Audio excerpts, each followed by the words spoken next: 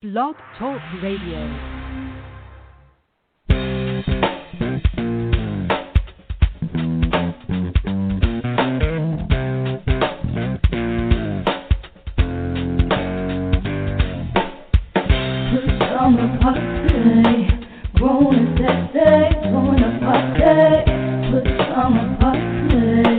Party crew, keep it real for you. No clothes allowed. It's summer party.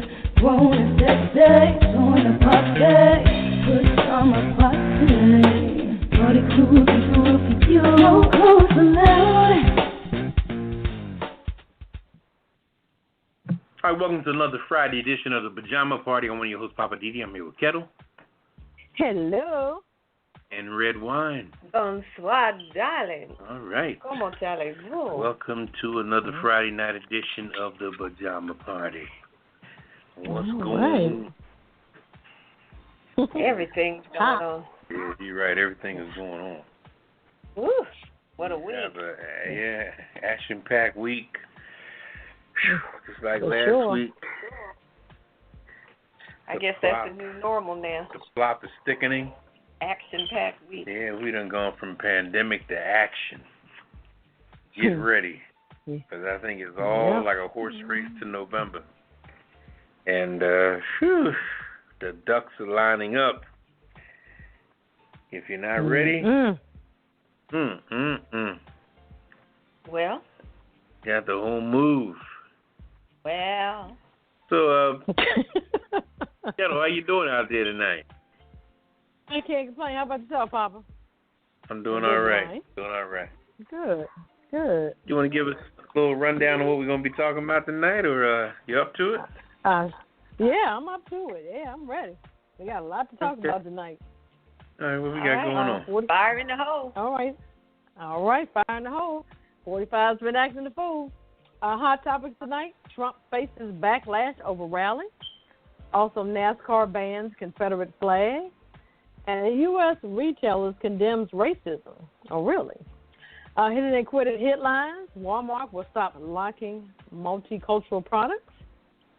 Also, police called on black voters waiting to vote.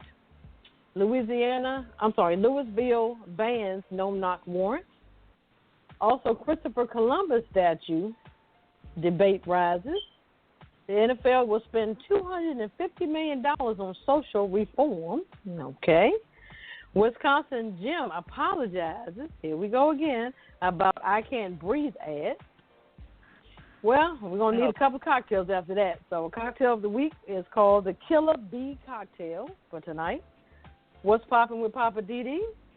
We're going to lighten it up with the weird news. The dumbest tourist ever. Also, petty thief fled supermarket. And Alaska woman harassed by mother moose. I'm just saying with Redwine. I'm quite sure she got a lot for us tonight. Living for the city with Poppa DD. Surprise, surprise. My Hollywood wrap-up, I got quite a bit. The Kiss It list, the last word. So sit back, relax, get your favorite cocktail, and we'll be back with the hot.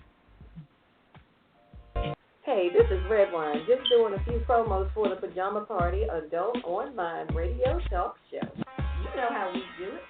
PJs only, no clothes allowed. And I was just trying to get this done. Hey, Redwine, are you talking about the Pajama Party, where we talk about hot topics, movie reviews, living for the city, and what's popping with me, Poppa DD? I know you guys aren't doing this spot without me. Kelly with the yellow top. Did you tell everybody that they can reach us at apajamaparty.com or call us live, 914-803-4306. Check us out on Twitter. And don't forget to tip the list. Okay, now is the time for me to sing. Me. We don't have time for all that. Oh, she could sing. Aw. Let's get back to the show.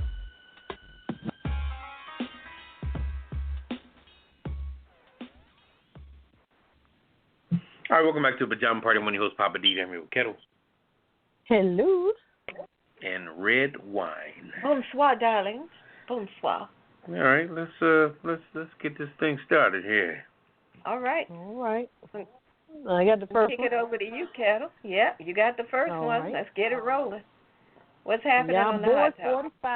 Y'all boy 45. He's doing his starting his rally on June the 19th. If people don't know, that's Juneteenth. June 19th, 1865, it was the end of the Civil War and the end of slavery. So your boy, he wants to do his rally in Oklahoma City on that particular date. So Trump was hit with strong backlash over his decision to hold a campaign rally next week on Juneteenth, a holiday marking the end of slavery in Tulsa, the site of a horrific race massacre against black people in 1921. Come on, Trump, what you doing? Congressional Black Caucus, they didn't call them out, said the decision to hold a rally there on June 19th is disrespectful to the lives and community that has lost during the Tulsa race riot. Goes on to say this was the worst act of racial violence to date, and yet this is the place that the president, who has pursued nothing but a hostile and oppressive agenda for black people since his inauguration. He chose this particular place. To make matters worse, he has chosen Juneteenth, a day of our emancipation. This is ridiculous and yet another slap in the face for black people. Yep. So what are we going to do? Should we get revved up or what? I mean, come on now. Let me get some feedback. It's I don't think being rev is even expected. That's not even anything we should even do. I think that the objective of their actions is to get a reaction. And I think that we need to stop even, letting it even bother us, because it seems like for people that really are trying to keep black people oppressed, it seems like they always stepping in our footprints. You know what I mean? Like they always want to make a statement or do something that's relating to something that we already did. I think that if black people didn't entertain white folks for years, I'm talking for years, the suppression, even going all the way back to Nat King Cole. Okay, they may have been talking about Frank Sinatra and all those guys, the Blue-Eyed Soul back then. But Nat King Cole was the one that was swooing everybody. You know what I mean? Swooing all the white women, freaking them out. And that's why they didn't, his show went off the air due to lack of advertisement and everything else. It was a jealousy thing, He was a dark-skinned brother. As far as the gist of it all, good-looking, handsome brother, nice smile, good physique, he was just talented. Talented, he just had it all. And all the other guys, Frank Sinatra and all them, they had to be hustlers, and that's why they got the Rat Pack title. They wasn't nothing but some rats. They got a bunch of illegitimate kids all over Vegas, and they was just dick slingers, so to speak. You know what I mean? So anyway, I'm just making an analogy on their situation, which is going to show you why we've always been tampered. We've been entertaining, we've been catering, we were Pullman porters on the train, always carrying their luggage, fixing their food, catering to their ass like crazy. We spoiled the shit out of them for years. Hundreds and hundreds of years. We've always been so passive. We've been so nice. Our mannerism has always been over the top. We've always been the best. Our parents and grandparents taught us the best shit, the best behavior. They loved us as long as we stayed in our place, and they was making the money, and they kept us where we were to just continue to serve them. But now that we're beginning to serve ourselves and thinking for ourselves and being ourselves, it's jealousy. They're losing their fucking puppy is what they're losing, So anyway. But and this is why Trump is pissed off with everything, because Barack came in for 8 years and was polite and decent and pleasant, and he's coming here and just being a tyrant. Wasn't nothing but a hustler in Atlantic City at his casinos, and everything else he did is little hotels and stuff in Jersey and New York and all down there in North Jersey, Bergen County, and all up in up in those areas, and he just had his own little spot, his own little space. And now he's the president of the United States. Man, he must be really getting his rocks off on that, because, man, he always wanted to be somebody, so he can't help himself. Definitely like the ultimate ego stroke. Oh, he's jacking his fucking pud like you wouldn't believe, right? I mean, it's ridiculous. But as far as this event, to go and have a rally on Juneteenth in Oklahoma, in Tulsa, Oklahoma, where Black Wall Street was massacred and destroyed by all those hateful white people who massacred over 300 black people, just because they hated them and were jealous of them. I just think that it is the highest level of disrespect for him to do that. You could have picked any other day to do this. But when one of the reporters asked him, well, why would you pick that date? And he said something like, well, that date is special and has significance to me. I'm like, why? Well, first he said he had no idea. That's because he lies all the time. He said it was a coincidence. Yeah, but then he said, well, the date meant something to him, too. I'm like, meant what to you?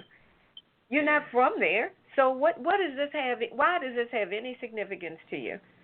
But it's going to upset black people in general. So is this why you insist on doing it?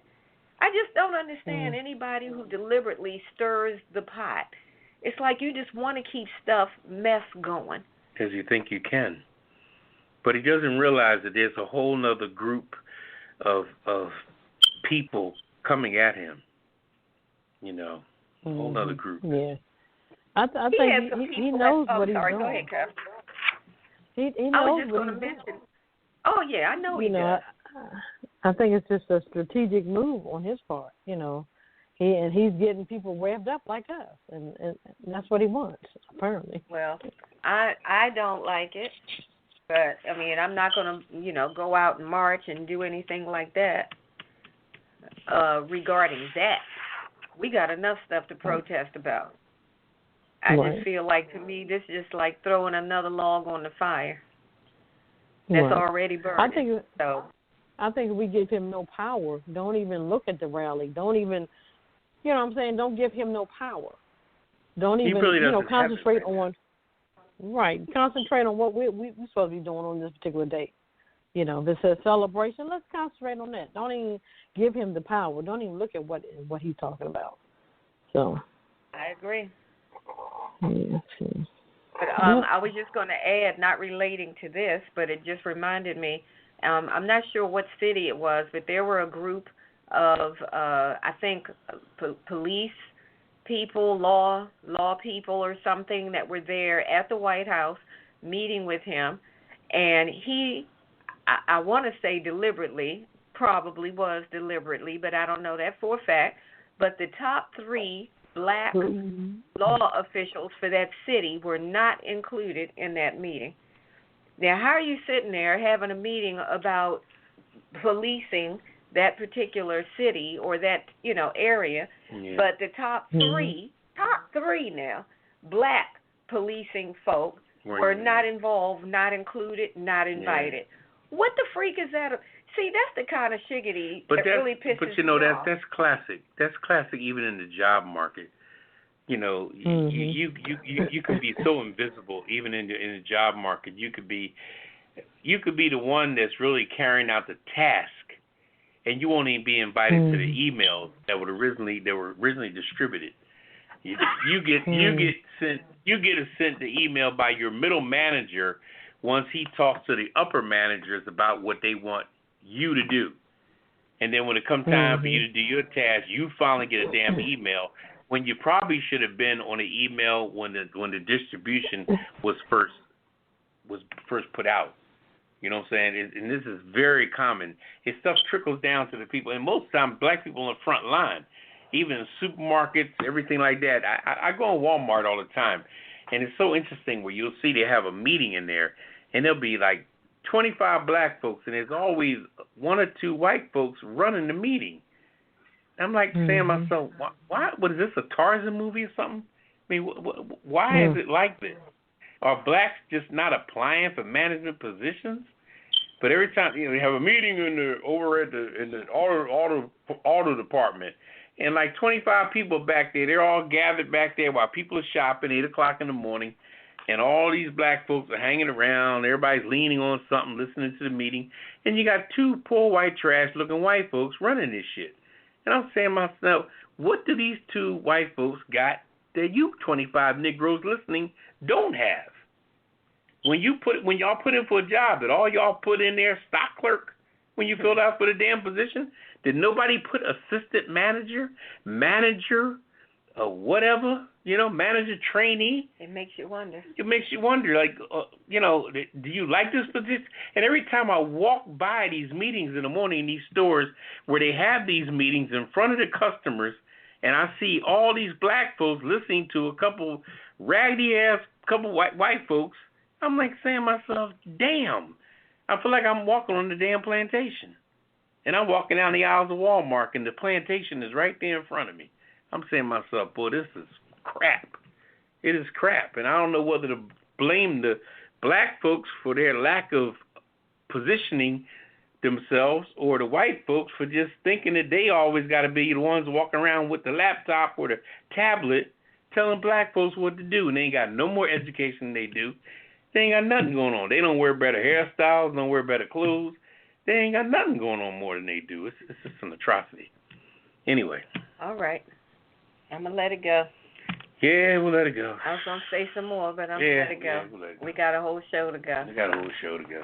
All right. Over to you, Poppa DD. Yeah, now here's something that's really deep, which is, I tell you, over this last situation, that we experienced, with George Floyd, some of the developments of this is really incredible. Some of the things that are transforming. Like, for example, this story here, NASCAR banning Confederate flags from its race venue. Now, it seemed like the only way they could get this flag thing started is the fact they don't have a lot of audience right now. So they got to speak on that now that nobody's there yet, because I think if they would have said this while they were still having 800,000 people in the audience like that, you know what I mean? It would have been deep. But now they don't really have an audience. Like golf doesn't have an audience. The NBA is about to start without an audience. But anyway, getting back to this here, for more than 70 years, okay, the Confederate flag became commonplace at a NASCAR event. You look at the center stage where all the pit stuff is and special VIP people have their RVs and everything, and people are donning Confederate flags all over the place. It's almost like a second nature. It's just like, it's almost like the battle cry, It's very interesting, And it's in the wake of the death of George Floyd, the flag is no longer welcome in the stock car series. Okay, Nassau has banned the flag at its races and all of its venues Wednesday, which was a dramatic step by this series, which is deeply rooted in the South, where all this stuff has gone down. It must now convince some or most of the alternate fans that this is truly time for them to keep their flags at home, to leave their T-shirts in the drawer, take the scarves off their head, bumper stickers, and hit the track without a trace of long-time symbols of many of the racial slavery policies and stuff that they all had in place that they displayed really proudly. And the issue was pushed to the forefront this week by a gentleman named Bubba Wallace. My man. Okay, he's the only African American gentleman out there. NASA lone black driver, and he's an Alabama native who called for the bandish of the Confederate flag and said that there was no place for it in the sport, because he's bringing a younger mentality. He races just as good as anybody else, and he's just tired of looking around and seeing, for one, just him, and seeing all this other Confederate stuff, and they're racing in Martinsburg, they're racing in North Carolina and Mississippi, and it's got to be vicious knowing that all that back in the day venom is following you around. So the ban was announced Wednesday night at the race at Martinsville Speedway in Virginia, which is West Virginia actually, and where Wallace drove Richard Petty's Motorsport number 43 Chevrolet. He also had a sticker that said Black Lives Matter on it, and that was painted on there. And he also had a fist on his hood, which was a white, not a fist, but a two hands shaking, a white hand and a black hand shaking hands on the hood of the car. And he also had a shirt on that said I Can't Breathe on the front, and underneath it said Black Lives Matter. So the brother Bubba Wallace went all out, all out and all in. So his car is wrapped with a thing that says Black Lives Matter all over the car. He should be really commended for his boldness to step into that world. And the car is black. Yeah, NASCAR has been so so oriented on that particular situation, and for that brother to take a stand like that, it's just going to show that things are changing. I mean, there's a whole, and that's why I say on the other end, we can't really be concerned about Trump because Trump is in his 70s. You know what I mean? And he's getting old. He's set in his ways. He has his built-in sarcasm. He has his built-in rhetoric. He has his built-in, his shade that he throws on black people. He's been throwing shade on black people so long that that's all he knows. There's no way he can even change. But it's so sad that he gets away with the things he gets away with because it's so blatant and so over the top. And like I said, in most cases, white folks are monkey see, monkey do people. And they also believe that the one with the most toys wins. If you go in any predominantly Caucasian suburban neighborhood, the one on the block that has the biggest business, the most money, the prettiest trophy wife, all the little suburban kids, they're the ones everybody else on the block respects and want to be like.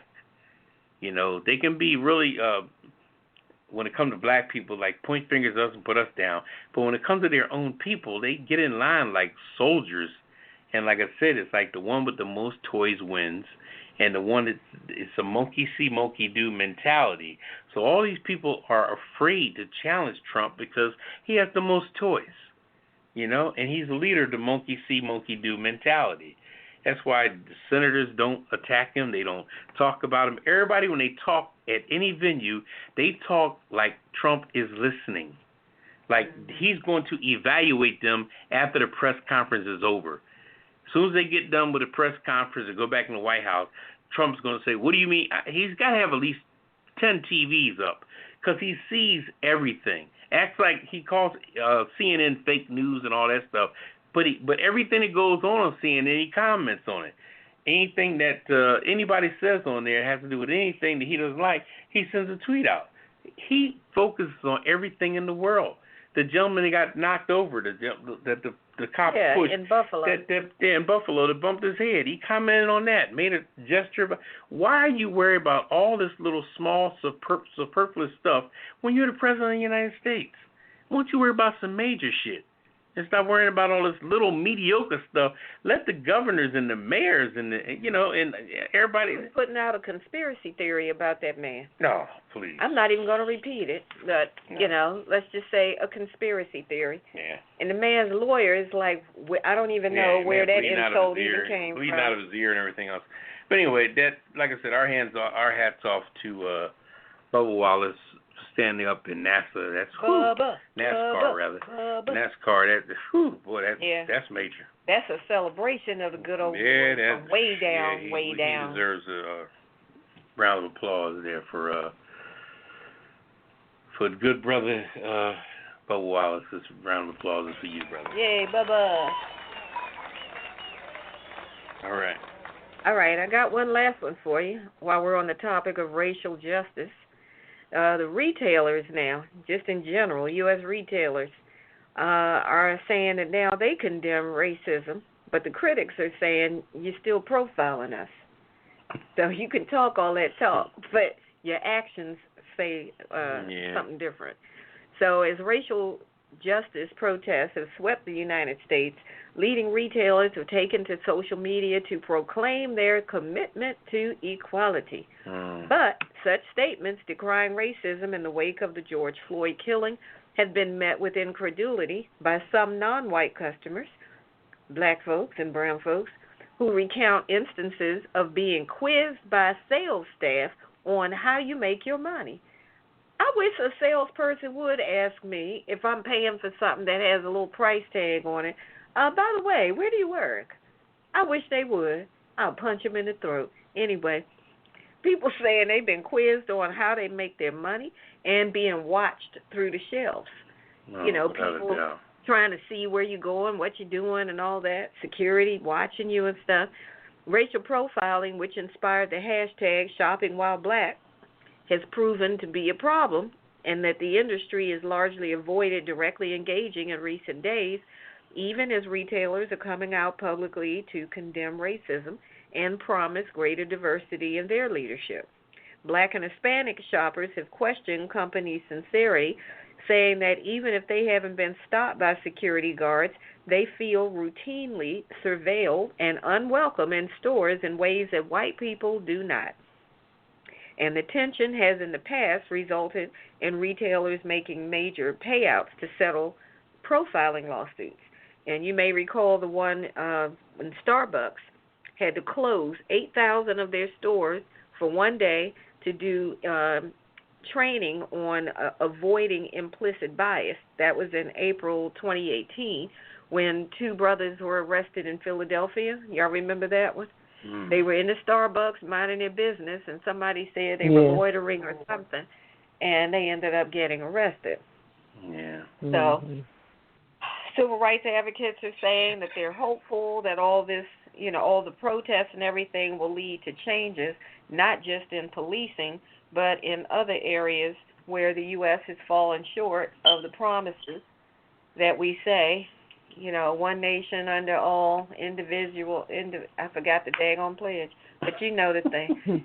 Justice for all. It's that's been that what long I'm trying ago, to get huh? to. Yeah, it's been a minute. But justice for all, and that's not what we see. We see justice for some. Yeah. And it's supposed to be all, not like Richard Pryor said, just us when you see the jails. But anyway, that's all I have on that one. Yeah, that's going to be interesting. We have something coming up, too, in our hidden clip that's relating to that also. So we're going to take what we got? Take a little peek there. Well, I'm going to go to the phones first, and then we'll come back to, we'll go take a break, and then we'll go to the hit it and quit. All right, let's go to the phone lines. Pick up this caller. Caller, welcome to the Pajama Party Show. You are live on the air. Go ahead with your comment. Hello, hello. Hello? Yes. Hello, you're on the air on the Pajama Party Show. Go ahead with your comment. Did you have a comment? No, I didn't have a comment. This is my first time tuning in, so I was just listening in on the conversation. Oh, okay. Well, we appreciate that. Thank you for tuning in. All right, we'll put that on you. All right. All right. Well, then we'll take a quick break, and then we're coming back with the Hit It and Quit It headlines. And you know how we do. We're going to hit them, and then we're going to quit them. On the Pajama Party Show. We'll be right back. Living just enough for the city. Okay, but why are we doing Stevie Wonder? I thought we were doing Pajama Party. Well, I was talking about my little one of my segments of Living for the City. Join the party. Now you ride me. That's every Friday night at 9. Pajama Party. No clothes allowed. Ketel and Redwine stepping on my parade. I had the mic first. And they're coming in just trying to, It's my turn. She's going to sing. What number to call? Call us at 914 803 4306 and press 1. And press 1 to be put into the queue. And say what you have to say. You can read off what we're talking about. Come up with a new subject of your own. We're hear from you. We're liberal. We're easy. Eastern time. We're here at 9 p.m. Friday nights. That's 6 o'clock on the West Coast. And maybe 7 o'clock in the mountains? Or in the 7 in the mountains. Around Michigan and New Orleans and all that. We're like an hour back. Yeah, but 9 o'clock on the East Coast. 9:15 CP time. CP time, 9:15. Don't be late when you listen to us. It's 9 o'clock on the dot. That's right. Every Friday night. We'll see you there. Goodbye.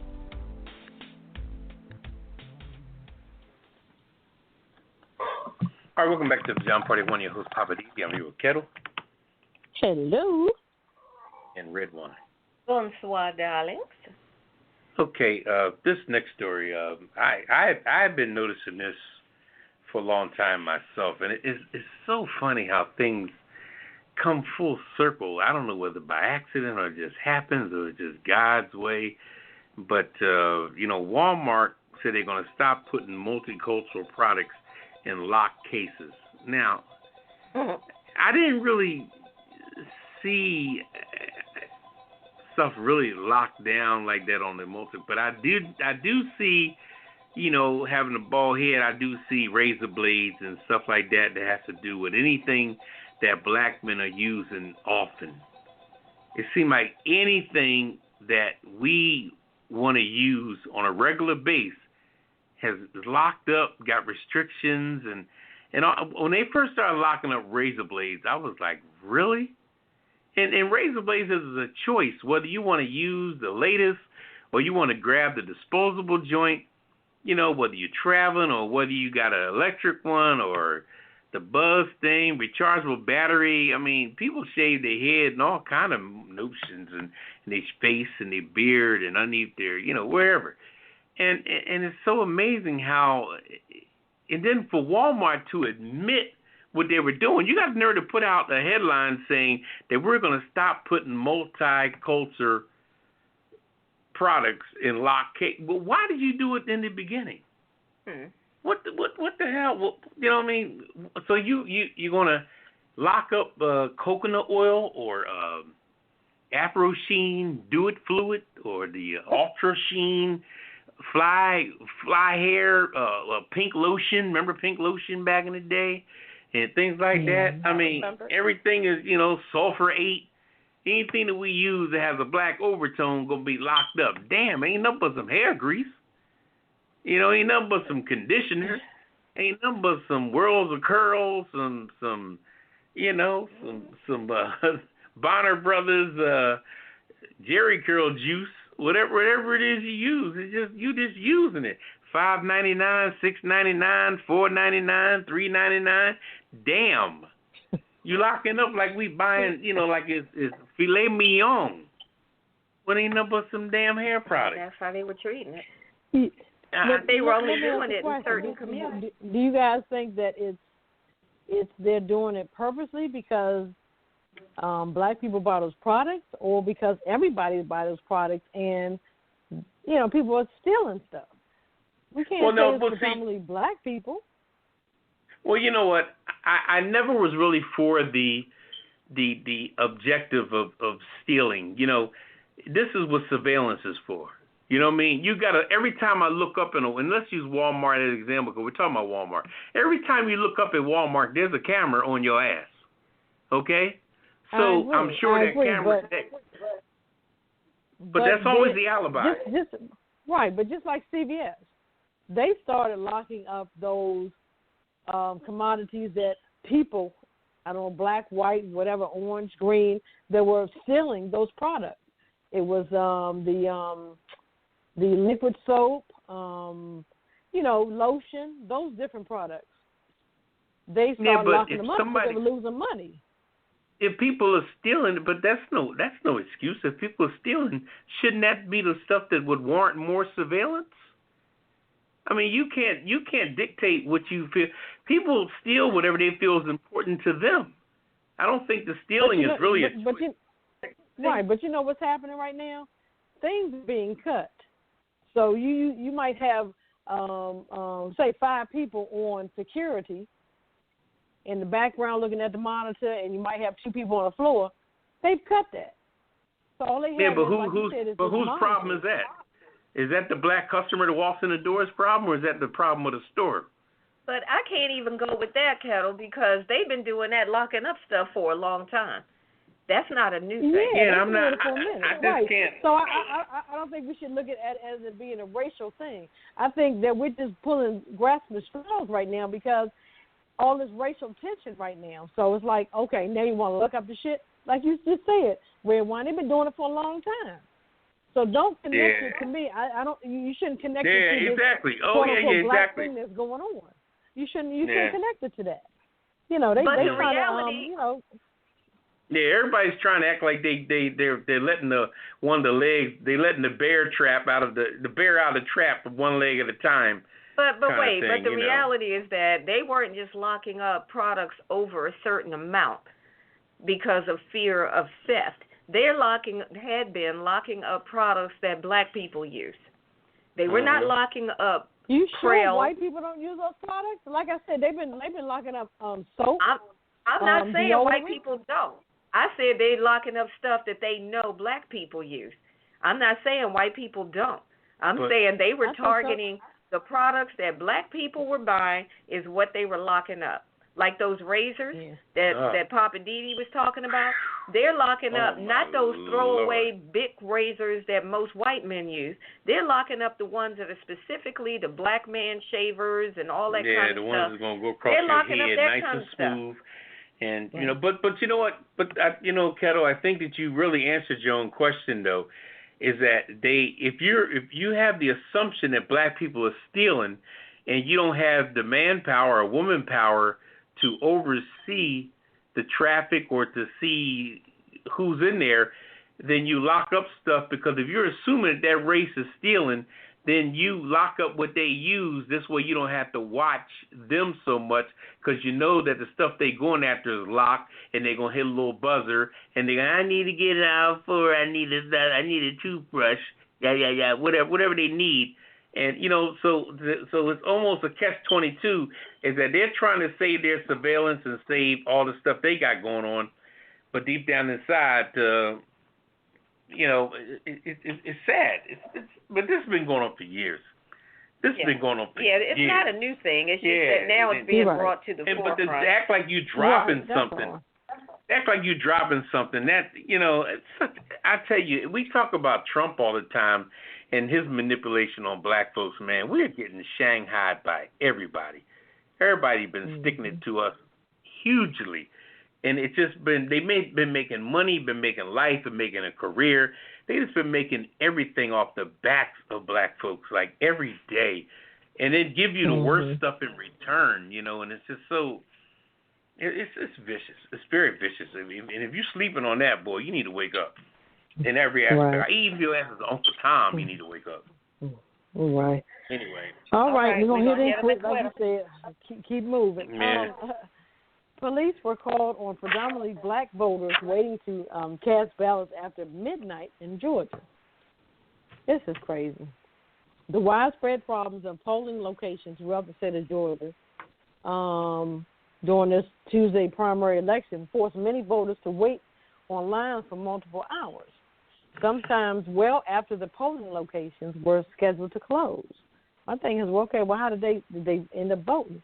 Georgians hoping to cast their vote at the Christian City polling location in South Fulton County were not only forced to endure grueling heat and lengthy lines well past midnight, they were also greeted by uniformed police officers who were called to the location because voters refused to leave until they were able to vote. Come on now. Why not?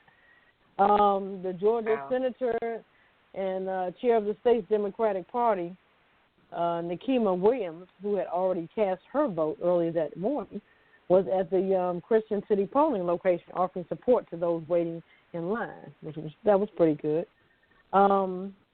South Fulton's population is approximately 90% black or African American, according to the latest census data.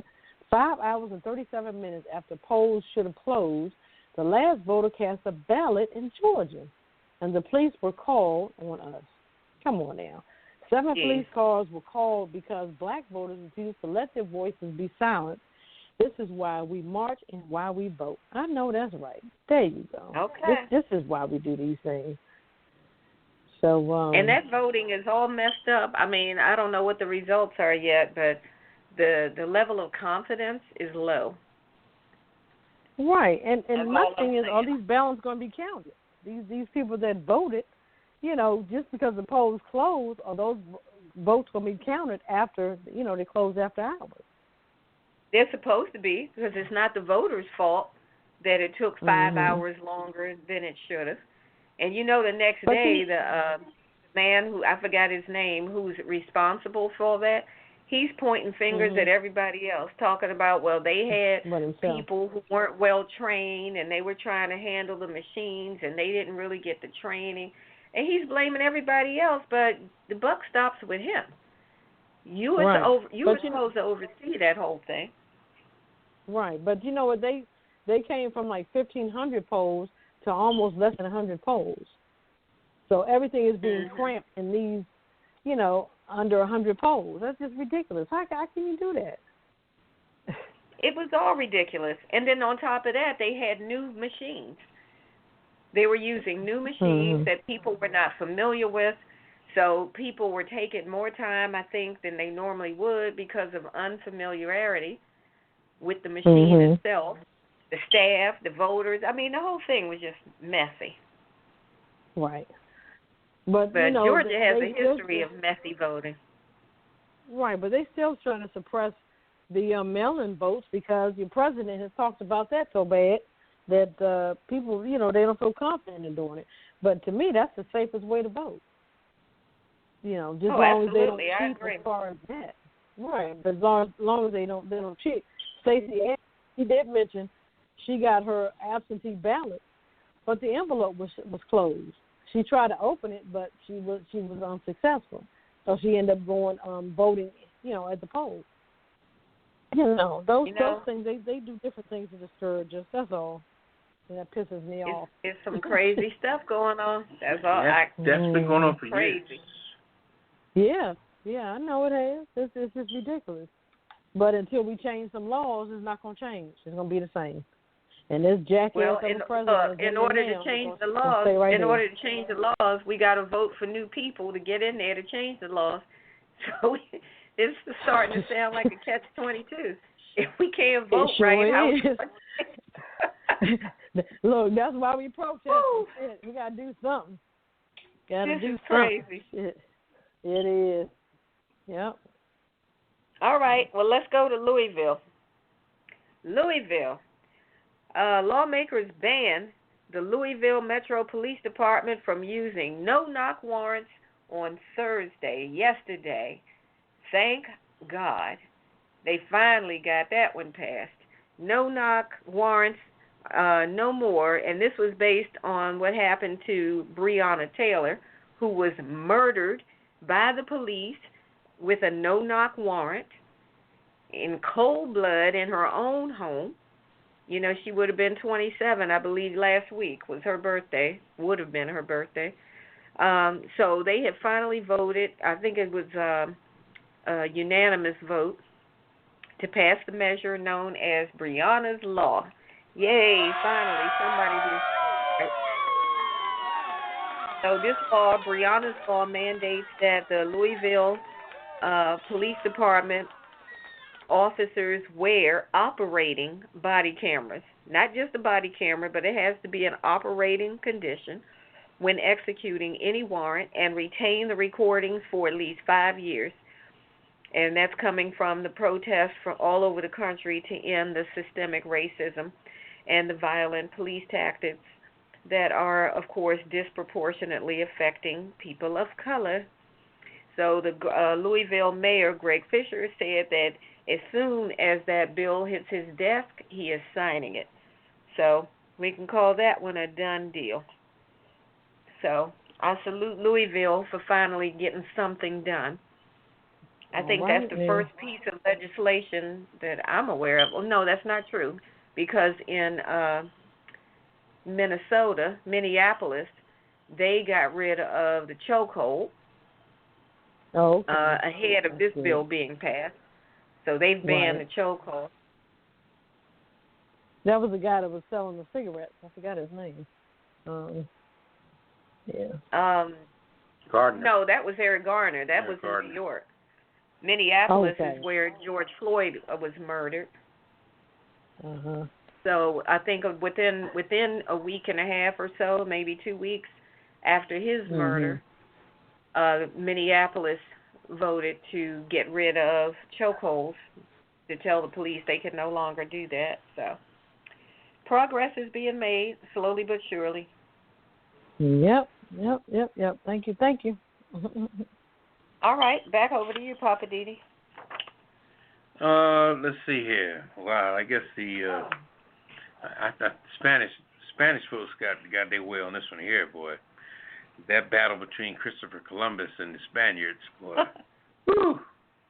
That was an undercover little disagreement that was going on for years between Spanish people and Christopher Columbus. Americans were, saying Christopher Columbus discovered America and all that jazz was another Aesop fable that everybody fell for. And but Spanish people saying, first of all, we were the ones navigating the boats.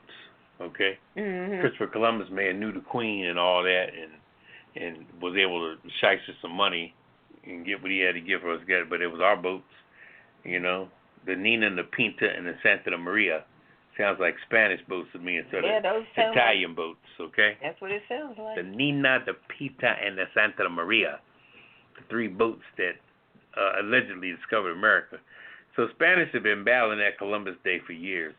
So I just go to show you the people out there when you talk about the different statues that are being knocked down. You know, one of the emphasis is on the ones from the Confederate Civil War, and all the different generals and all that were on there. And the one that really was the one that initiated all this statue putting up was Strong Thurman. Okay? Strong Thurman was, that old joker that was in there, was a senator, Yeah. And that was what's name's boy. He's on TV now. Your boy Armstrong Williams. Okay, one of the darkest brothers out there, complexion-wise, and is always talking political stuff, but he claimed how Strong Thurman raised him in the political world and all this jazz, and Strong Thurman was one of the biggest persons out there that was promoting all this racial stuff. And now Armstrong Williams out there talking like he's trying to be a legitimate person when this is where all your tutelage... Worse than Clarence Thomas. This is where all your tutelage came from. So just go to show you that people, people jump on that Republican bandwagon thinking that's going to keep money in their pocket, and they're the ones talking sense, and they're the ones that are conservative. I'm conservative. Who in the world ever came out with this whole liberal conservative thing? Don't you think that we all have a little of both of that in our lives? Don't you feel liberal sometime, and don't you feel conservative sometime? You know what I mean? When you dress up and get yourself right, or you go to your job and you're up on your game and doing your thing, you're projecting a conservative nature because you know your shit and everything is flowing and it's all good, So what are they going to do with the statues of Christopher Columbus? That one of them been dumped in the river already. They've been knocking them down. But my point I'm making is that wasn't an argument of black people. Oh, you're saying it's not black people? That wasn't black people that put that Christopher Columbus statue in the river.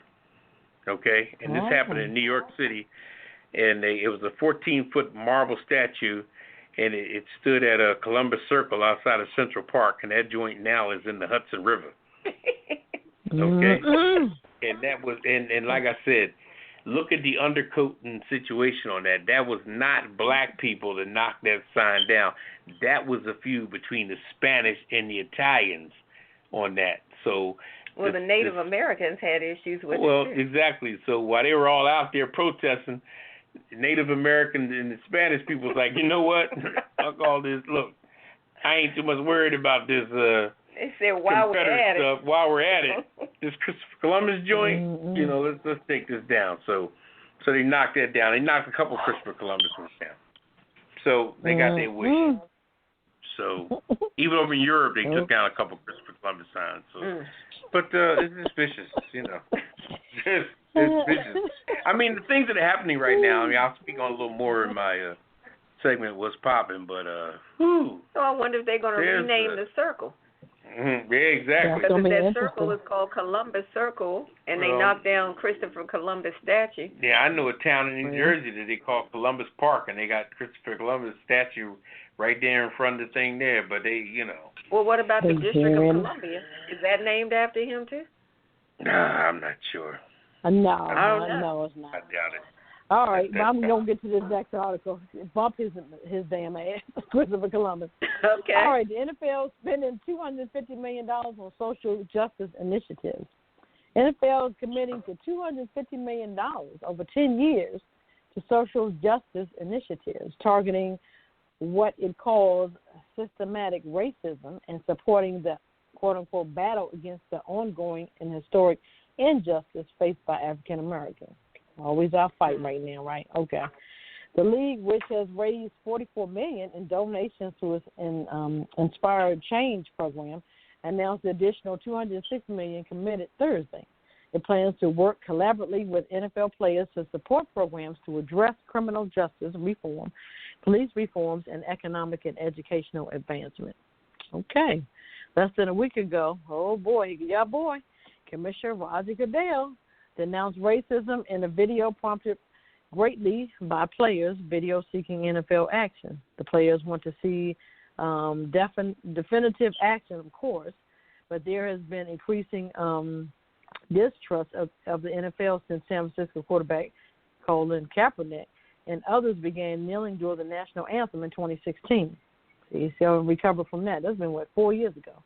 The message was misconstructed by the league and many team owners as anti-military and anti-flag. Ketel, y'all boy, in this video, though never mentioning Kaepernick, who has not found an NFL job last 3 seasons. Crazy. Come on now. So, somebody's going to give him a job, don't you think? Well, it was rumored, but I don't think it's real news that the Jets had picked him up as quarterback. So I don't know if that's real news or not. I'm not sure. I saw a little bit of that on everybody's trying to, just like Walmart, everybody's trying to jump on that slow wagon that's riding by their house, you know. Mm-hmm. Yeah, that bandwagon is getting real. It's traveling real slow, and jokers are jumping on and off it like a, like that hop on off bus. Hop on, hop off. Around the country where they had that hold down where you get on the back of that truck with that hay on it. Where you going? I'm going to a hold down. Okay. Well, we'll see what happens. Yeah, we definitely will. Keep an eye on that one. That Goodell is a slippery one. Yes, he is. Let's see. I got one more for you out of Wisconsin. A Wisconsin gym is facing backlash after it advertised a workout called I Can't Breathe and included an image of a person kneeling. Come on. Gee, they just take the air out of me. The roughly 35-minute drill of burpees and different exercises, it was on a dry erase board at a gym called Anytime Fitness in Wauwatosa, about 6 miles west of Milwaukee. Written at the bottom of the board was, "And don't you dare lay down." A photo of the workout was posted on social media and, of course, sparked immediate criticism from people who said it was mocking the death of George Floyd. Anytime Fitness, who has over 4,000 franchise locations in 50 different countries, issued an apology on Wednesday saying that they were shocked and devastated over this workout. And they said, no matter the intent, we absolutely do not condone the words, illustrations, or actions that it represents. And to our employees, owners, and members, we're truly and profoundly sorry that this incident occurred. And they said, that we have franchisees, which, they do what they do in their locations. We didn't see it at the corporate office, so apology, yada, yada. I did see a follow-up to this story just this evening that the individual who put that up on that board has been fired. Yay. So you're gone. But Anytime Fitness says they're committed to working to inform and educate employees and owners worldwide to stand for our black communities, including our members and employees. So it sounds like they're trying to say and do the right thing. This was one of their, franchisees who thought that was cute or funny or trying to just, merchandise a phrase, I can't breathe. I don't know what that person was thinking, but they're fired. They're canceled. Okay. They're gone. Bye. You're working, Flink. Yeah. We're done. Okay. Yeah. All right. Let's see. We're going to take a quick break, and then we're coming back with Ketel and this week's Cocktail of the Week, brought to you by DC Homegrown Entertainment. We'll be right back on the other side of the break. It's the Friday night adult talk show, The Pajama Party, on Blog Talk Radio, produced by DC Homegrown Entertainment. Visit us online at www.apajamaparty.com click the banner and you can join us online or call us right now at 914-803-4306. The views and opinions expressed on this program are those of the Pajama Party Crew and you. So pick up the phone and call us now, 914-803-4306, and tell us what's on your mind. There's a big fluffy pillow reserved up front just for you at the Pajama Party. And remember, it's PJs only, no clothes allowed. Pass it on. Now let's get back to the Pajama Party Crew and more of the Pajama Party. That better not be my robe.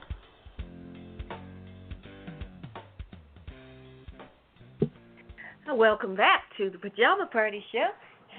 This is Redwine, and I'm here with Ketel. Hello. And Poppa DD just stepped out for a minute, and he'll be right back. So, Ketel, we're going to jump right into the cocktail of the week. Okay. Are you ready for it?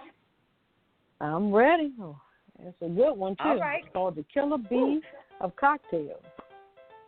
Killer Bee Cocktails is a famous Caribbean rum punch served at the Sunshine's Beach Bar and Grill in Nevis. Light and fruity with a dash of spice. So this is for a big punch. This is a punch. So 2 cups of gold rum. Sounds good to me. 2 cups of passionate fruit juice. 1 cup of freshly squeezed orange juice. 1/4 cup of fresh lime juice. 2 teaspoons of wholesome organic stevia. 1/2 teaspoon of ground nutmeg. 1/2 teaspoon of ground black pepper. Interesting. And club soda. So we're going to pour the rum, passionate fruit, orange, and lime juices in a pitcher. Add wholesome organic stevia, nutmeg, and black pepper. Stir until the stevia dissolves into the cocktail. It says to serve, fill glasses with ice and pour the cocktail over the ice.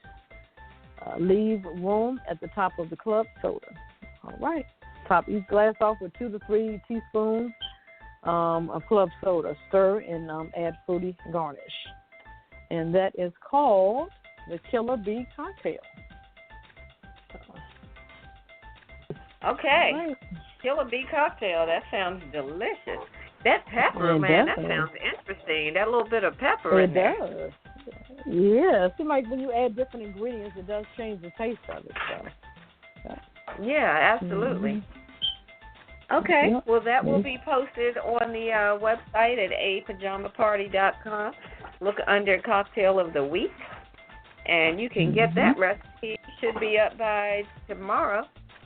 Usually the interns post over the weekend, so between Saturday and Sunday it'll be on the website. So be sure to check it out. Thank you, Ketel, for that. Let's see. I'm checking to see if Poppa DD's ready. Poppa DD, are you ready for what's popping? Yeah, I'm ready. Okay. He's ready? Okay. He said he's ready. All right. Let's go. Rock and roll. Let's fire it up. What's popping, Poppa DD? Oh, man. Well, let's talk about hijacking. Whew. Uh-oh. That whole thing with the football thing had to do when Trump stuck his nose in and hijacked that whole story, you know? He spent that whole narrative that Kaepernick was talking about when it came to what's happening today, because I tell you what, when it comes to all this abuse that was going on, Kaepernick was way ahead of this. Mhm. He was way ahead of this. As far as I wouldn't say we all were aware of this, but Kaepernick and the other gentleman, a few other people, the other brother played for the Eagles, another guy played for the Carolina Panthers. They were already on this.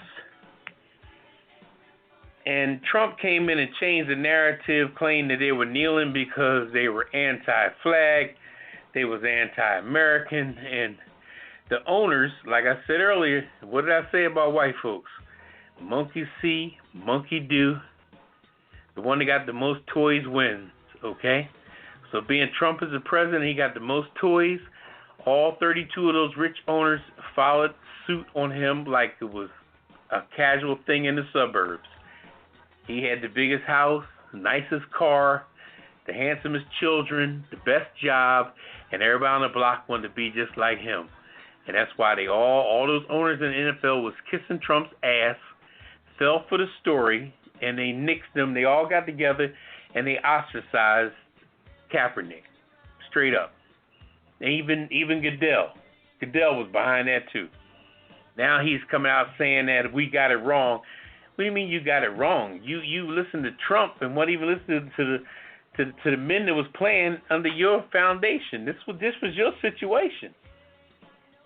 How you not going to understand where your players is coming from? And if you did understand where they're coming from, why did you take Trump's route instead of you trying to figure out what was going on for real? But we had to have somebody die in your face on national TV and the whole world erupt. So now Goodell is saying, oh, yeah, we got it wrong. We're going to give you $250 million. Well, hell, you should have done that 4 years ago. But nah, you listen to Trump, and everybody's just listen to Trump. But, you know, I just hope that with this initiative that LeBron James got going on now with a few basketball players, and they pushing the vote and everything, but we got to do more than push the vote, man. We got to watch people's ass. Because these jokers think they're slick, and they're not slick. They're not slick. You know, we've been asleep for so long, and like I said, we got such nice dispositions that we let stuff ride, thinking it's going to get better. But when it comes to these white folks, it ain't going to get no better. It ain't getting no better, so we got to wake up. We got to beat them at their own game. We got to be just as slick as they are. We got to be just as cheesy as they are, undercover as they are, as mischief as they are. At some point, we almost got to be what they think we are, you know? We have to be what they think we are in order for them to understand where we're coming from, to know that we're serious, you know? If they think the black man got big old Johnson, then we need to pull out our big old Johnson and say, yeah, you damn right we got it, and here it is. And stop acting like we being so nice. We so passive, and only passive because that's how we were raised. But they being vicious. So, you know, I don't know how many times I go to the supermarket, and I close on this, where I see a woman, she's down picking up some eggs in the refrigeration department, and I'm over by the ice cream next to her cart. This white woman, and her pocketbook's on the back of the cart, wide open. Wide open. And I say, excuse me, ma'am, is this your cart way down here at the other end of the goddamn aisle? Is that your pocketbook? I wouldn't leave it. Oh, thank you. I need to rip your ass off just like you people think black people do. I should have just stole your goddamn pocketbook, your car keys. I should have drove your damn car home and left my car in the damn parking lot. You know what I mean? It's just we see them in so many vulnerable positions, and we try to warn and tell them and be nice to them and open up to them, but they still in our face. They still open up our mouth and shit down our throat every time. So in order to win this election, we almost got to get as dirty as they are. I'm going to end it on that. I hear you. Wow. Got to go with like not like what's her name, Michelle Obama. When they go low, you gotta go high. You gotta go lower, huh? Lower. Gotta go lower. like you're right. She was giving a perfect example. We going high. We always go high. That's what we've been trained and taught and brought up to do. But you know, I agree. Sometimes when they go lower, sometimes we have to go lower or just as low. But okay, that's Poppa DD. How low can you go? Hey, all right. How low can you go? Down low? Can you go to the floor? All right, now. All right, Ketel, go ahead and say it. I ain't messing with y'all. All right, you gonna lighten it up? I was waiting on Ketel to say it. You gonna lighten it up, baby? Come on with it. Yep. Come on, Redwine.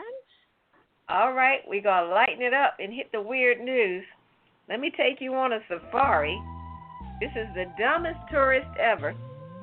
A tourist on safari had an incredibly lucky escape after this idiot decided to lean out of the vehicle and try to stroke a lion on the back.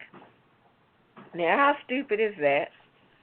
These are like wild lions, not circus animals. He's going to stick his arm out the window and try to rub the back of the lion.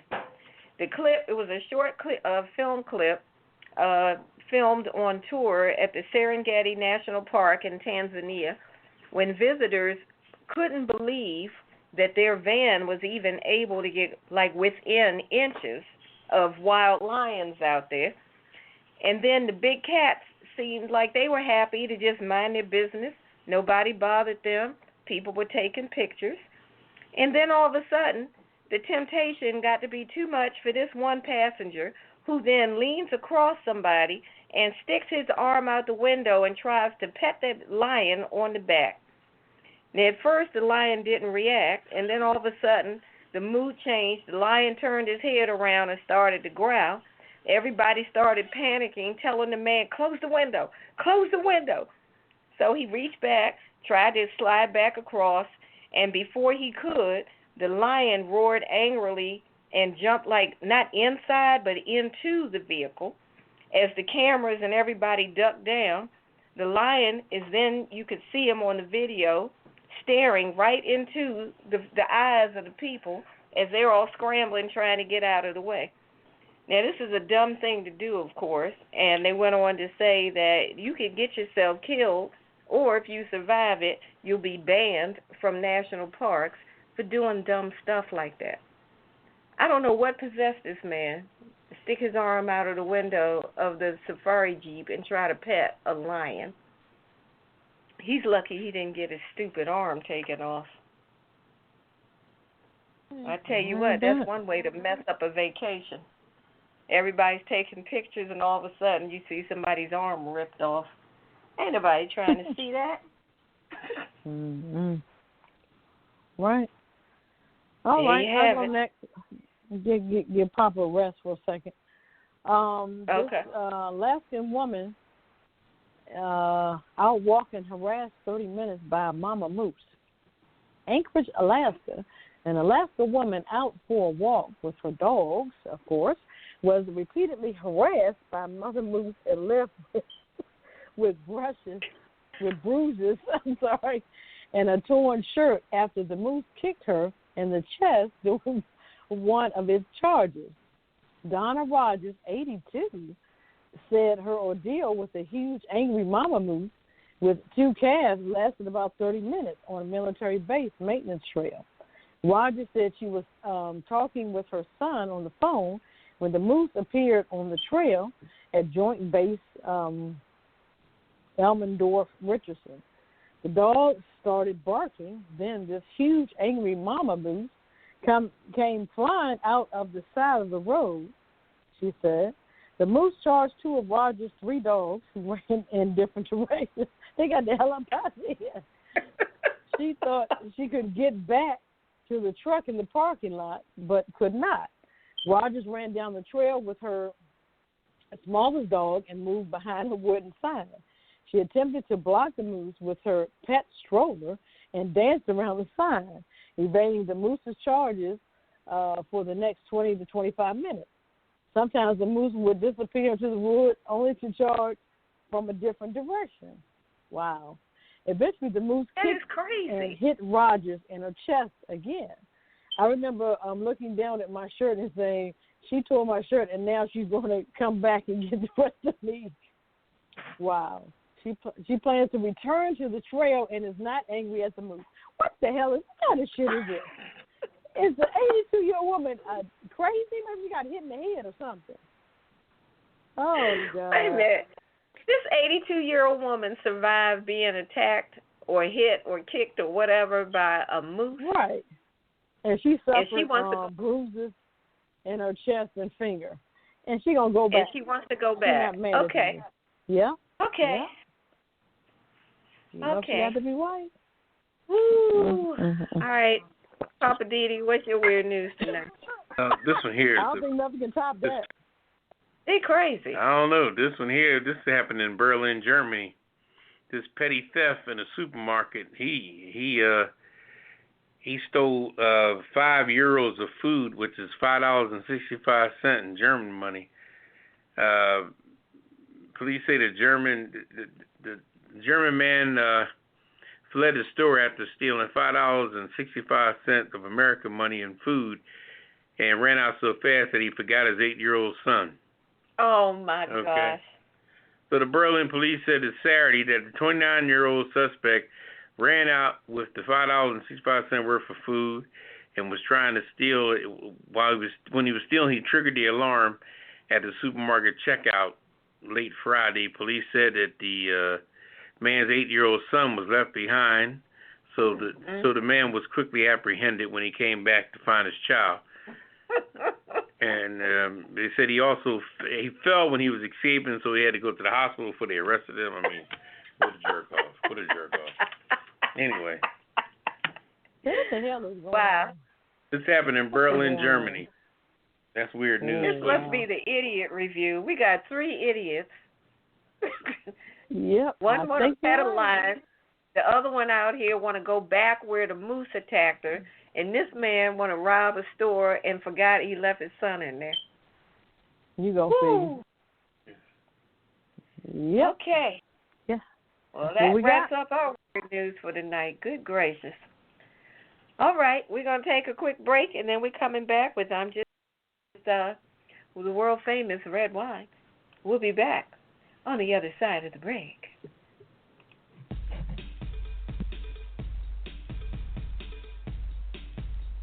It's Friday night, and you're listening to the Pajama Party Show Live. Tune in every Friday night at 9 p.m. Eastern, 8 p.m. Central, 7 p.m. Mountain, and 6 p.m. Pacific. We push it to the limit every week like only we can. We've got hot topics, hit it and quit it headlines, TV and movie reviews, commentaries, and the world's famous Kiss It list. And you don't want to be on the Kiss It list. So visit apajamaparty.com. Check out the cocktail of the week. Get your glass and get your laugh on with the Pajama Party Crew, doing what we do right here with you. Get up on this and push it. Push it real good.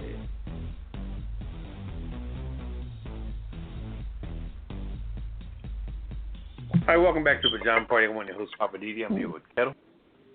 Hello. And Redwine. Bonsoir, bonsoir. All right, Redwine, what you got going on tonight here? Well, tonight what I have is, I'm just saying, who are you calling questionable? I got to go back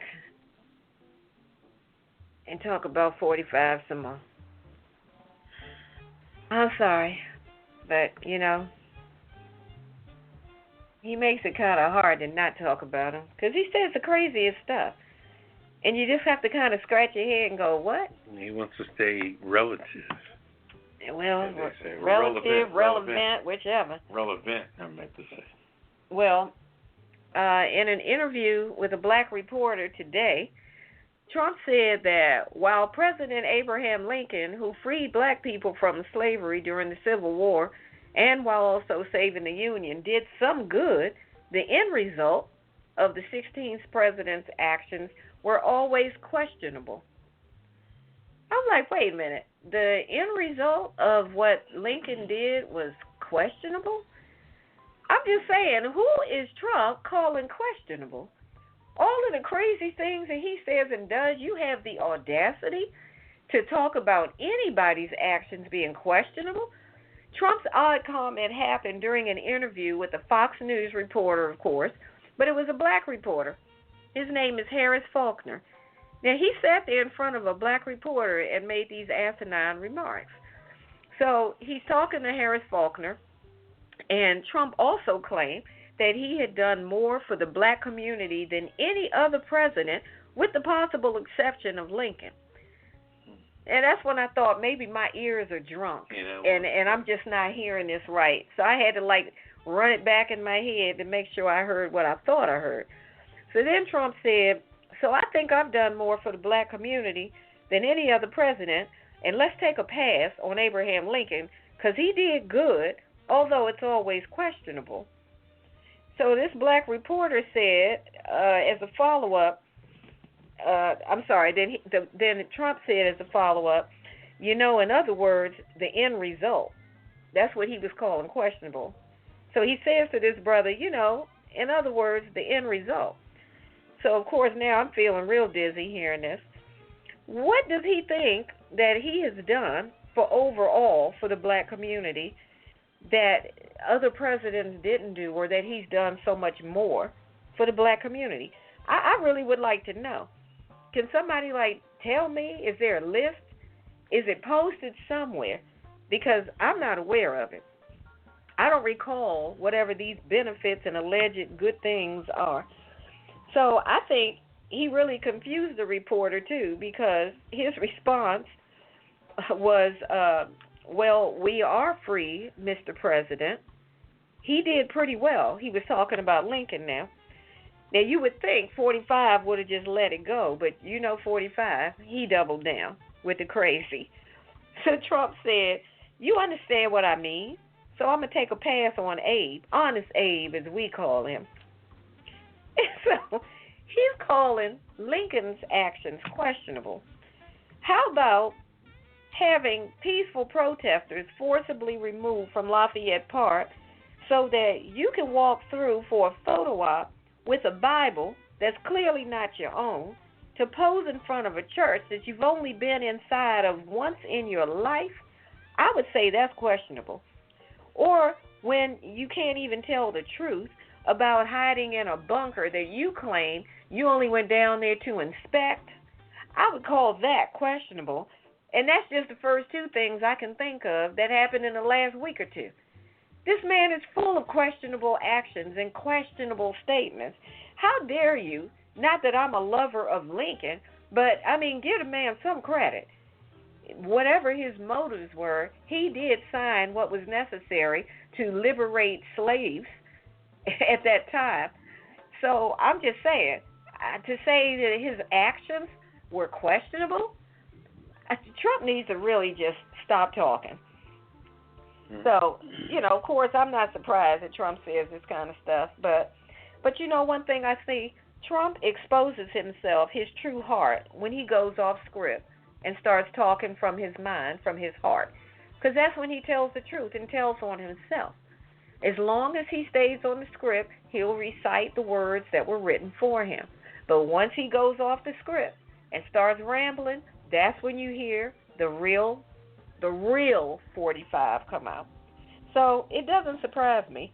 But I would say virtually everything he says, or mostly everything he says and does, is a flat-out lie or questionable at best, since he wants to say that Lincoln's actions were questionable.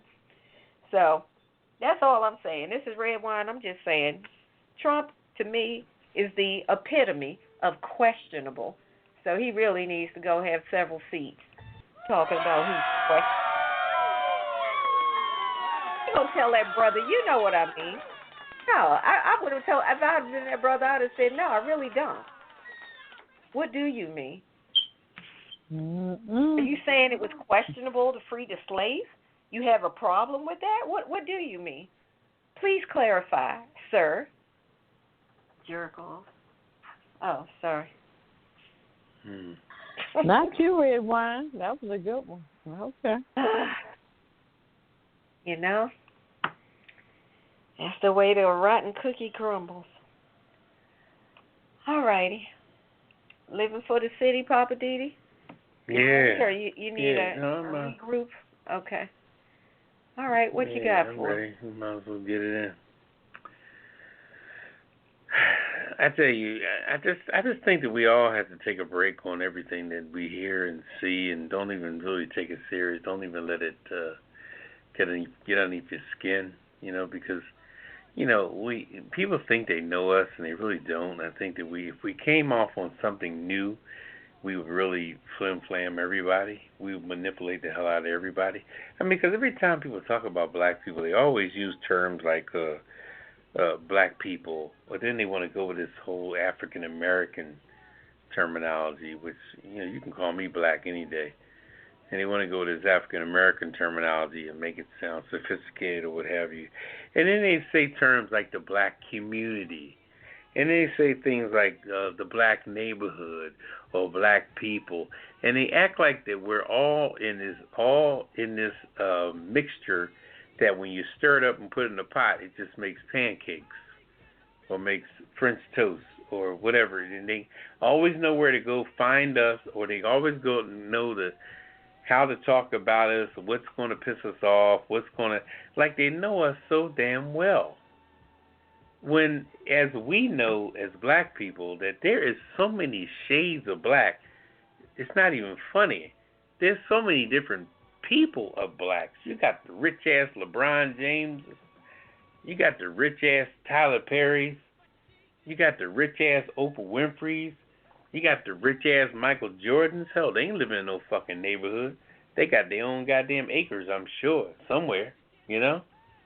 But they list them as the black community. They don't, it's so interesting. Even on your job, when you talk to white folks, it seems like they're the ones driving for 45 to an hour and a half to go home. And don't nobody say where they live. They don't live in the area, but they all take another hour 45 minutes to get their ass home. But ain't nobody speaking specifically where they live. But they all seem to live somewhere where there's not a lot of black people at. You know? Out in Winchester, Loudoun County, Queen Anne, King Anne, all these Virginia communities. Now, these communities now, as you know, Northern Virginia was one of the strongest Confederate areas, during the whole Confederate situation, Northern Virginia, meaning right outside of D.C., right down the belt of the Woodbridges and all those little towns out there, like I said, Winchester and all this stuff. Like when you see the news on TV and they throw a Virginia map up, you see towns that black folks ain't even nowhere near these areas, and the population is next to nothing, and you see, and you wonder like what wow, and how'd you hear about that? You know what I mean? How'd you hear about that? How long you been living out there? And what's the connection to that? But 4 or 5 of your coworkers all live out there. But the shit is like an hour and 45 minutes away. But when they get nestled out there, they're in an area where they can just let themselves be free because but they feel like when they go an hour and a half in one direction, that all the blacks are going to the black neighborhood. Like we're all going back to the projects when we leave the job. I mean, do you ever hear it? Mm-hmm. Do you ever hear it, listen to it, understand it? I mean, sometimes I wonder, like, when I leave out the door, where the fuck do y'all think I'm going? You know what I mean? I may live around a majority of black people, but I live in a working class neighborhood. Shoot, when I get up in the morning, hell, if I ain't got to work first thing in the morning, the cars are gone. Joker's going to work. Joker's got garages and shit and all the luxuries of life. But they swear we going to a neighborhood where we just, we going to Peddler's Village or some damn where. Well, the black community in the black neighborhood, they're in the black area. Well, blacks live all over the place. Where you think, I don't call out no names, but where you think the lady who runs the Prince George County, one of the blackest counties in Maryland, what's her name? Also Brooks? That wonderful, intelligent, bright young lady who runs that. Where do you think she lives? You think she live in the hood somewhere? I doubt it. You know what I'm saying? She don't live in the hood. I'm sure she got a nice little crib. God rest her beautiful soul. But boy, they think we all going back to the wherever's. They think we going a good time. They just, I swear, it's very interesting when you talk to, and that's why I say I encourage my beautiful black people. When you go on the job amongst your coworkers, try to do more listening than talking. Put a headphone on one of your ears and act like you're busy as hell. And when they get together in their little circles and start talking, turn the volume down their headphone and hear what they got to say about their lives. How their sister-in-law is living with them rent-free. Their wife's sister. You know what I mean? Oh, my sister-in-law been living with me for 2 years. She ain't paid me a fucking dime. This is the kind of shit they saying now. You know what I mean? Now her son ain't shit, lays on the couch and cooking meth in the garage. You know what I mean? This is the kind of shit they saying. It's crazy. If you would sit back and listen to them. We as blacks need to stop talking so damn much and listen. You'd be surprised what jokers are saying and what they got going on in their lives. And one more thing I'm gonna get out here. I don't want to keep it. Like we spoke on earlier about different things with the way they're trying to, unlock products and all that. Another thing I noticed too is when you go to stores, the things you get, the product you get, or the change you get. I don't know how many times in my life I've gone in the store and I give somebody 20 and they give me back a raggedy ass 5, raggedy ass $1 bills, stuff that needs to be, how the bank destroys that money because it's tore or raggedy, and I go through a toll booth. Like if I'm going up north for somewhere and I go to the Perryville toll booth, I give the lady a 20 and the toll's $8, and she'll give me back $12. She'll give me $2 and a raggedy ass $10 bill. I'm like, did you give me this 10 because when you go in and count your money, you don't want to take that raggedy ass money somebody else gave it to you, so you hand it off to a black man? I'm saying, can you please take this $10 back and $10 bill back and give me 2 5s or 5 1s or a better $10 bill? What? What's wrong with it? I mean, you know what the fuck is wrong with it. You just gave it to me. It's tore up, it's beat up, faded out. I can't even see the damn president's face on the damn thing. You know what I mean? So it's just, it's not only products on the counter. We have been victims of so much stuff. So much food, everything. When we buy stuff, stuff that may not be fresh. We just, it's just a mess. Just a mess. It all needs to stop. I'll leave it at that. All right. I'm not mad at that.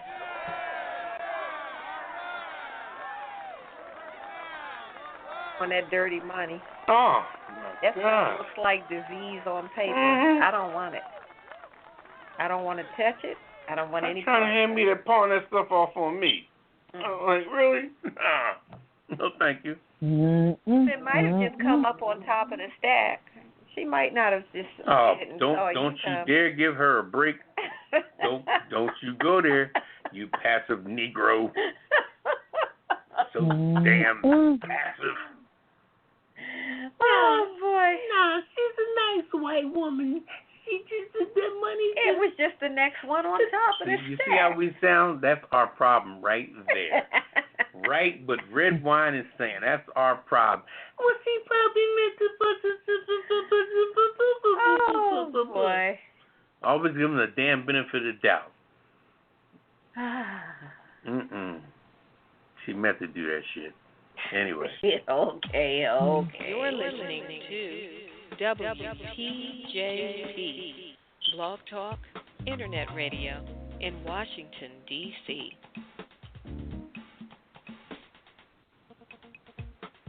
All right. Yeah. It's time to go to Hollywood and get the entertainment report. Are you ready? I'm ready. Yep, that's where we are. According to the program, that's where we are. Yes, we are. We're getting it all in tonight.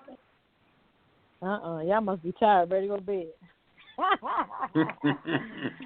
just following the program. I'm in no hurry. Yeah, okay. Social distancing. We can't go to the club. Where are we going? True that. I mean, they starting to open restaurants, pools, gyms, a little bit of everything today. So. Yeah. Well, I'm still social distancing. They can open what they want. You're not going, huh? No, ma'am. Yeah, they did say we have another curve to get through, so we'll see. Yep, we shall see. Yeah, they said numbers are starting to climb up again. So, I'll just stay put. Poppa DD can go out there if he wants. You going out there, Poppa DD? I'm straight. Okay. You straight. You going out there, Ketel? Mm-hmm. I ain't messing with him. Nope. Well, since we're on this thing, that's a good segue to get into something that we already knew. Anna Wintour She's the editor of Vogue.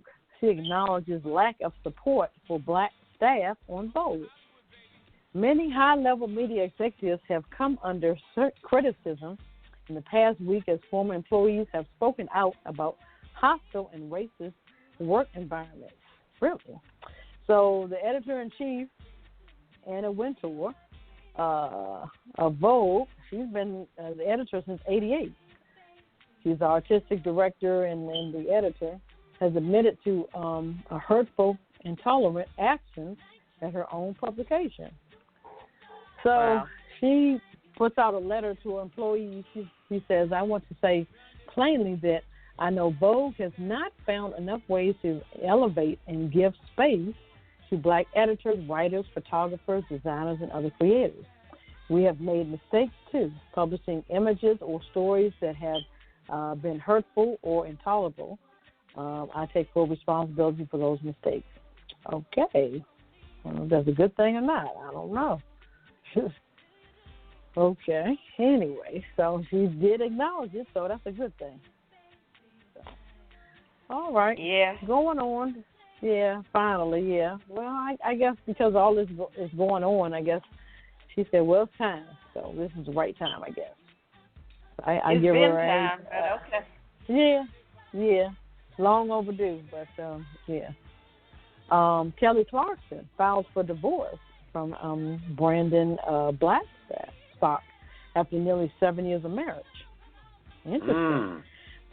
38-year-old filed court. She filed court papers to end the marriage under her married name, Kelly Blackstock, on June the 4th in L.A. Yeah, she's the first American Idol. Everybody knows that. She married him. She's the stepson of Reba McEntire. So, I didn't know that. Interesting. Yeah, they met. Clarkson first met Blackstock when he worked as Rascal Flatts road manager. So the guy got money, but you know, who knows why they're divorcing. Mm-hmm. Also, Grammy drops urban from category name. Clarify best for new artist rules. The term quote-unquote urban has been removed from a Grammy Award category to reflect the evolving state of the music industry. Interesting. Changes to best new artist eligibility and nomination committees were also announced. Best urban contemporary album has been renamed Best Progressive R&B Album, and I believe 9 other categories have been changed. So they took the word urban out of that, out of the name. So trying to do some changes. The CEO Deborah Dugan, she was ousted out last year, who accused the Academy of having a culture misogyny, discrimination, sexual harassment, corruption, and conflicts of interest. Okay, they ousted her out. But this new president, he's making some changes. Harvey Manson Jr. So we'll see. He's a black guy. So we'll see what happens, if things really going to change, as they say. Yep. We'll see. Also, a few deaths in the industry. This Is Us writer Jas Waters. Her death was ruled a suicide. Waters wrote on 18 episodes of This Is Us and also worked on Jim Carrey's Kidding, Hood Adjacent with James Davis. She worked on The Gossip Game, VH1. And he goes on to say the entire This Is Us family was devastated to learn of Jas Waters' passing. She committed suicide, unfortunately, but she was under the name as Jas Fly. She wrote for some other, TV things. JSFLY. She went under that particular name. Wow. They're not sure, why she committed suicide, what was going on. She was only 39. So, yep. And last but not least, Bonnie Porter, one of the founding members of the Pointer Sisters. She died at 69. Oh, wow. So, yep. They did quite a bit. They did some jazz and Broadway and a little bit of everything. Because it was 4 of them. One passed, I think, I'm not sure how long ago. And then this is that was a while back. Yeah, so it's 2 sisters that are left, yeah. That was the youngest one. Right, yeah. Yep, her name was Bonnie Porter. But, let's see, her government name was, trying to see what the government name was. Because Bonnie was a nickname. Patricia Eva Porter. Bonnie was a nickname. They had a babysitter, and they said the babysitter, the girl reminded her of a bunny rabbit. So they called her Bonnie. So I guess he was just hopping everywhere, I guess. I don't know. But, yep. She died at 69. Yep. All right, that's my Hollywood wrap-up. All right. Well, thank you. We're now up to date. You're welcome. And that was one with a deep voice. One, Bonnie? Yeah. Look what they done to me. You're about to run through me. She did the lead. She's the lead on that song, yes, Totally Automatic. No, Totally Automatic. Yeah. But the one that died, the one that died early on was the youngest one. You know, she had a drug problem, and she. Yeah. But she had the best voice, the youngest one. She had an unbelievable voice. Okay. That she drug got her. She carried them all then. Yeah, she really did. And she soon, right when the coke turned into crack, that's when she went out. She went out early. I would beg to say that she passed away probably about maybe 95, 97. I mean, early. It was early. She's been dead about 20 years now, at least. Not mistaken. God bless them. What a group! I love the way they used to wear those old-fashioned clothes. Yes, they had the 40s. Yeah, they really dressed in the 40s style. Nice. Yeah, they were very special people. Yeah, a nice little concept. I had some stuff styled after them. I mean, based on their style. When I was in high school, I had gotten this really nice wool suit, and I had the stewardess hat. And you couldn't tell me I was not an adopted Pointer sister. I was doing the thing. Yeah, they were great. Well, I'm so sorry to hear about that, but God bless them. God bless her soul. Condolences to the family. All right, well, that takes us to the Kiss It list. The world famous Kiss It list. World famous. The list of all the jokers that showed their butt last week, or this week, or recently. And, we got a list of them. Yeah, who you got for us this week? Well, Donald Trump and Roger Goodell, they always sit on top of that joker. Yeah, for sure. Without a doubt. We'll put all the owners of the NFL, because now the truth about them is coming out, that they were just following Donald Trump's lead about not hiring Kaepernick. Yeah, for sure. We'll put the police force, the Minneapolis police force, put them on there. I think they should have pushed that guy off his ass when he saw them getting too aggressive on there. Oh, absolutely. Any over-aggressive cop out there, because they seem to have the edge on the rookies and everybody, you know what I mean? It's almost the rookies they can't do anything. And the sad part about it, and let's put some of these police unions on there as well, because they want to stand behind these guys. They're part of the problem. They want to stand behind these guys big time, but they can't even teach their new cops to help curb their old cops that are old and racist in their own way. And you brand new on the job. I ain't gonna say I feel sorry for the guys, the young dudes that was in that situation, but shit, they lost their job and they just got that damn job. And it took an old racist jerk off to put everybody over the edge. He messed up the whole schmear. You know what I mean? Yeah. Imagine what their wives and girlfriends and everybody is saying, or their significant others, and they told them that they're fired now and pending a trial. They're like, damn, how the hell that happened? What happened? Well, such and such was on the guy's neck, and we didn't do anything to stop him. Didn't you see he was killing his ass? So, it's just same with Freddie Gray in Baltimore, Absolutely. 4 police officers the same way. Like I said, we definitely going to put the police unions on there because they're so damn powerful because they're collecting damn near $200 a month. $200 a month from all those police officers, so they got to defend them in every way because they living in Fat City. They got their little, every year they probably got their little union convention in Cancun or St. Thomas, or, you know what I mean? Yep. Unions make a lot of damn money. Don't get it twisted. And I would also add anybody who's part of NASCAR who is upset about them saying no more Confederate flags, all those Confederate flag-loving people, y'all on the kiss it list. You need to let it go.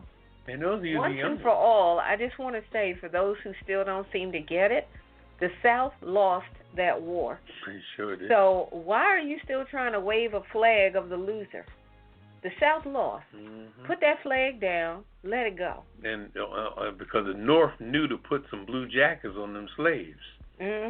Don't think the black folks won that damn war. That's who won the war, because their life was on the line as far as their future was concerned.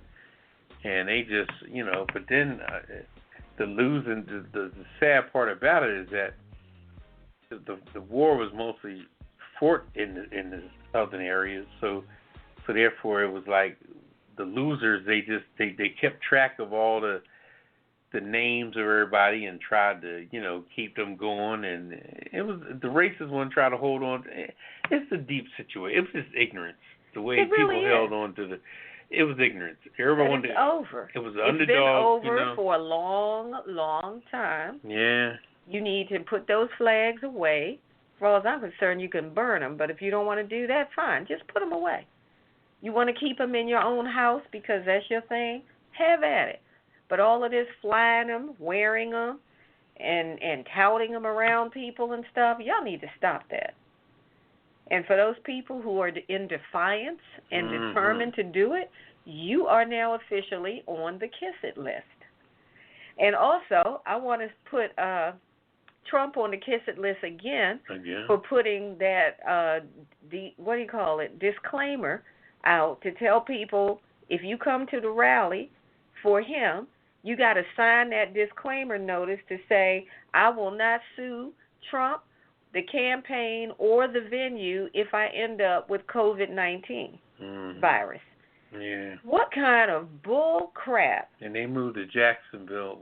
Was it Jacksonville, Florida, I think? I think it was. Yeah, because North Carolina kicked them out. Yeah, North Carolina said you can't have a group like that because of COVID-19 restrictions. You're not going to do it. Well, he don't mind. Anything I do with Florida, he loves it because he's back down his little territory. Well, he's got that in his pocket anyway. Oh, yeah. That governor, but... Oh, definitely. But I'm just saying, and you put the out senator, a disclaimer notice. The senator of Florida, he really got, because he used to be the... Oh, yeah, that's, what's his name? I can't think of it. But he's on the kiss it list. Skinny guy with the bald head. Yeah, all of them. But I'm saying, you're putting people at risk. So I blame him and the people dumb enough to sign that waiver and come and sit up in there just to see him live. You see him every day on TV. You read all his bull crap on Twitter every freaking day. Why would you put you and your family at risk? It's just idiotic. So all the people who come to that rally, y'all on the kiss list. What you got, Ketel? All right, I got a few. Dan Snyder for contributing to Trump's parties. He gave him $1 million for his parties. And Kraft, haven't seen him in a while, just because. NFL, they claim they're going to give him $250 million, but we're going to see. We're going to watch him. And Roger Goodell for giving a shitty-ass damn whatever he's talked about. He ain't talked about nothing. He didn't acknowledge Kaepernick, and you blackballed this man for 3 years, so your ass on the kiss list. That's it. Okay. Is that everybody for this week? And that $250 million is over a 10-year period. Exactly. That ain't no lump sum right away. That's coming from the owners. You know. I still don't believe that, though. Well, we'll see. We'll see what's going to happen. I just don't believe them. But if they're raising money, then it may not be coming from the owners. They're doing whatever they're doing to raise money. The owners are part of the whole NFL. Right, but I'm saying they're not just all. It's not all out of pocket, out of any of their pockets. Right. That's well, yeah, they got their little thing. They got all their little NFL stores, all the little T-shirts you buy, hats, and everything. They got to do with all that. They control all that stuff. They got different money they get from Bud Light, the official. That his statement was, we have been raising money. So when you say raising money, that's not typically from endorsements, commercials, and all. That's your revenue. Raising money is when you usually go out and actively solicit donations and stuff from people. So that's what bothers me. If you're taking it out of pocket, then fine. Put your $25 million, $250 million up. Get money from everywhere. Yeah, but I mean, who you solicit? That's fine. I'm gonna let it go. We already put them on the list. Anybody else? Well, what we got for him? That's it. What we got for him? We got a special prize for everybody on this week's list. Kiss my entire ass. Kiss my Irish ass. You better kiss my Irish ass. This world can kiss my ass. Kiss my ass. You can just kiss my ass. Baby, you can just kiss my ass. Oh. You can kiss my country ass. I said if you got a problem with any of that, you can kiss my natural born redneck to the bone, ever-loving country ass. That's right.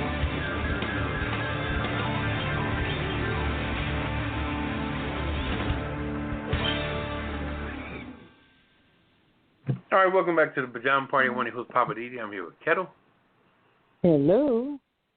And Redwine. Bonsoir, darlings. Well, we're about to wrap it up.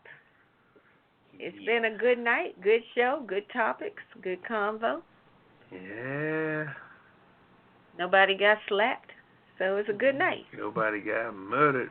Nobody got murdered. Woo. Our last word. Last word. Over to you, Poppa DD. What's your last word? Well, my last word is, with this election coming up, just get ahead of it.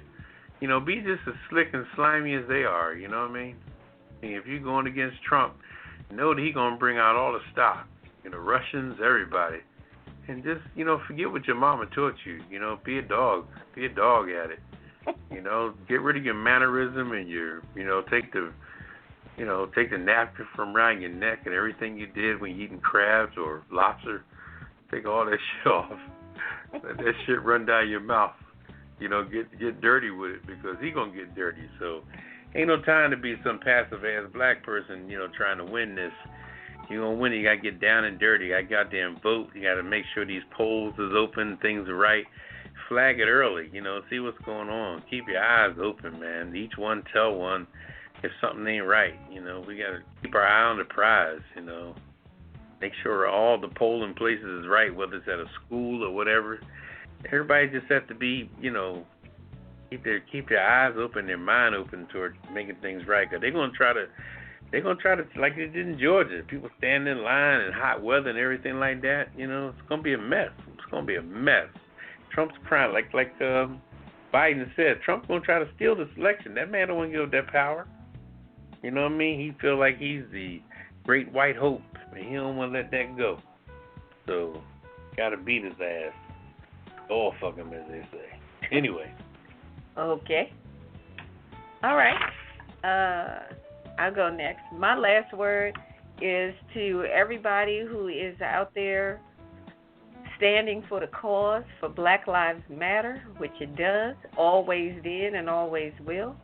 We appreciate your efforts, whether you're out there marching or whether you are contributing to various causes and organizations, making phone calls, or just praying for people. Let's all do whatever we can do in whatever space you're in. Support the cause. We got to make this thing stick this time. We can't keep doing this over and over. Every generation shouldn't have to go through this. So I'm hoping that this time will be the last time. And that's my last word. Over to you, Ketel.